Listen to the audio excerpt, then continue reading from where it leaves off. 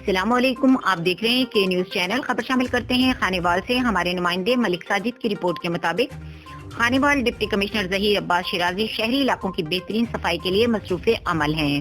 شہری گورنمنٹس کو منظم منصوبہ بندی سے احکامات جاری کر دیے۔ ضلع کے تمام شہری علاقوں میں بند سیوریج لائنوں کی ڈی لسٹنگ کا کام تیزی سے کرنے کا حکم۔ خانیوال کبیروالا سرائے سدھو کے سیوریج نظام بوسیدہ ہو چکے ہیں۔ ان علاقوں میں سیور لائنیں کھولنے کا کام ترجیحی بنیادوں پر کیا جا رہا ہے۔ میاں چنو، تلمبا، عبدالحکیم، مخدوم پور، جہانیہ میں بھی سیوریج مسائل کے حوالے سے شہریوں کی شکایات کا ازالہ یقینی بنایا جا رہا ہے۔ کوڑا کرکٹ کے ڈھیر اٹھانے کے ساتھ ساتھ سڑکوں کے اطراف پڑے مٹی کے ڈھیر اور جھاڑیوں کا خاتمہ۔